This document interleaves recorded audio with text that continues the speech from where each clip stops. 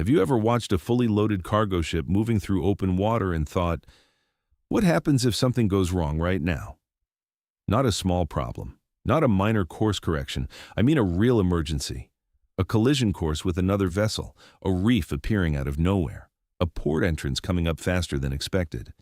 Because here is the thing nobody tells you. That ship cannot stop. Not quickly, not even close to quickly. The same vessel that carries enough cargo to supply an entire country for weeks, the one that weighs more than 200,000 metric tons fully loaded, needs more than 3 miles to come to a complete stop from cruising speed. 3 miles. You could fit the entire length of Manhattan between the moment the captain hits emergency stop and the moment that ship actually goes still. And in those 3 miles, if something is in the way, there is almost nothing anyone on that bridge can do about it. That is not a design flaw. That is not a failure of engineering. That is pure, unavoidable physics operating at a scale most people never stop to think about. And once you understand exactly why, the ocean becomes a completely different place. Let's start with the numbers, because until the numbers make sense, nothing else will. A fully loaded container ship, the kind you see in satellite images of major ports, has a displacement of somewhere between 150,000 and 220,000 metric tons. That is not the weight of the ship itself. That is the weight of everything: the hull, the fuel, the crew, the cargo, every single container stacked above and below deck. To put that in terms, your brain can actually process 220,000 metric tons is roughly equal to 1,500 fully loaded Boeing 747s sitting on the water at the same time. Now, imagine trying to stop 500 jumbo jets at cruising speed in open water, typically around 22 to 24 knots. A ship like this carries kinetic energy that is almost impossible to visualize. Kinetic energy is not just about speed. It is about mass multiplied by speed. And when your mass is measured in the hundreds of thousands of tons, even moving slowly carries more energy than most people can comprehend. At 22 knots, a fully loaded container ship has enough kinetic energy to power a small city for several hours. All of that energy has to go somewhere when the ship needs to stop. And physics does not allow shortcuts. Most people assume ships stop the way cars stop. You apply the brakes. Friction does the work. The vehicle slows down. Ships do not work that way. There are no brakes on a container ship. What a ship has instead is a propeller that can reverse direction, a system called full astern, where the engines drive the propeller backwards to push water forward instead of backward. That reverse thrust creates resistance against the ship's forward momentum. But here's the problem. A propeller designed to push 220,000 tons forward efficiently is not designed to stop it quickly.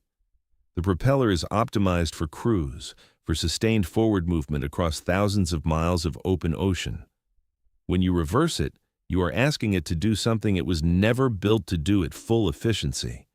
And even at maximum reverse thrust, that ship is still traveling forward, just slower, gradually slower, across 3 miles of ocean before it finally goes still.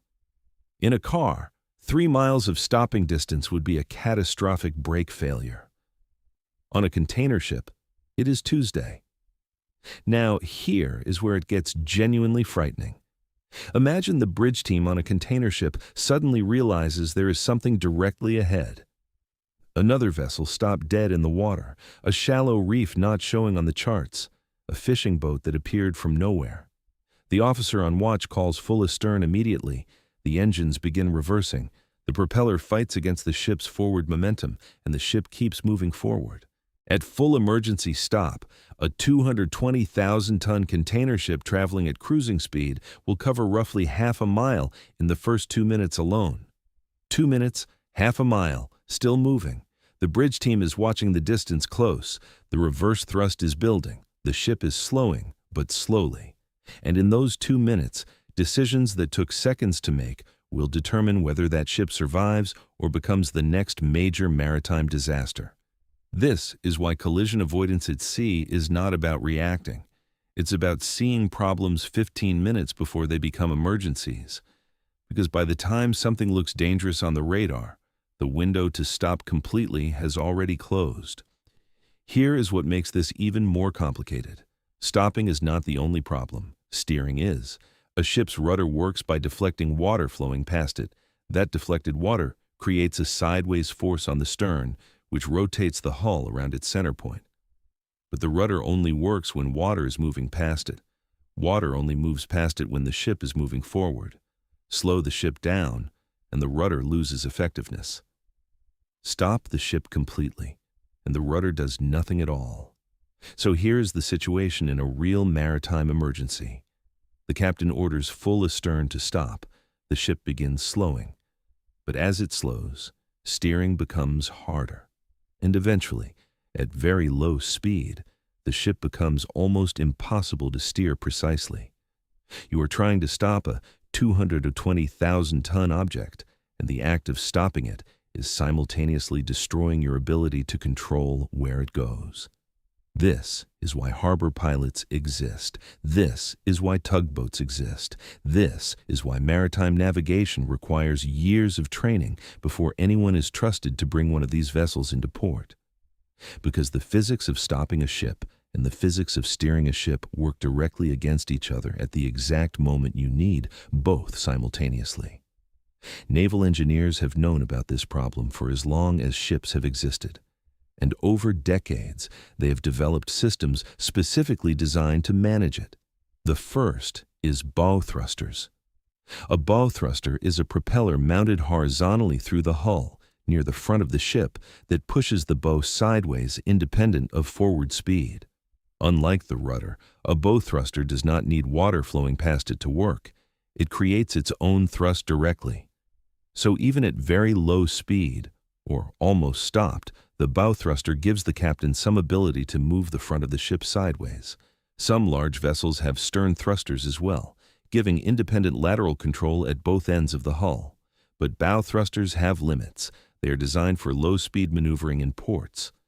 At cruising speed, the water flowing past the hull makes them almost useless, and they are nowhere near powerful enough to overcome the momentum of a ship that still has significant forward speed. They are a tool for the last few hundred meters of a docking operation, not for emergency stops at sea. So let's put this all together. A container ship at cruising speed needs 3 miles to stop. In an emergency, with full reverse thrust applied immediately, that distance can be reduced, but not dramatically. Emergency stops in real maritime incidents have covered distances ranging from 1 mile to over 2 miles, depending on the vessel size, load, sea conditions, and propulsion system. 1 to 2 miles in an emergency, where seconds feel like hours on the bridge. This is the reality that every ship captain lives with on every ocean crossing. The ship they are commanding is one of the most powerful machines ever built by human beings, and it cannot stop quickly. It cannot turn sharply at speed. It cannot reverse course in seconds. Every decision made on that bridge carries consequences that play out over miles and minutes, not meters and seconds. And the captain who forgets that, even for a moment, is the captain whose name ends up in maritime accident reports. There is something deeply humbling about understanding this. We live in a world where almost everything around us responds instantly. Cars stop in meters, phones respond in milliseconds, elevators arrive in seconds. And then there is the container ship, 220,000 tons of steel moving through open water, answering to physics on physics' own timeline, not the captain's timeline, not the shipping company's timeline. Physics' timeline, 3 miles to stop, minutes to turn. And somewhere out there right now, hundreds of these ships are crossing every ocean on Earth, each one being navigated by people who understand exactly how little margin for error actually exists. That is not terrifying. That is one of the most impressive things human beings have ever learned to manage. And now I want you to think about something. If stopping a ship takes 3 miles in open water, what happens when that ship loses all engine power completely? No reverse thrust, no bow thrusters, no propulsion at all, just 220,000 tons drifting toward whatever the current decides. Because what happens next is something most people have never thought about, and that is exactly what we are covering next.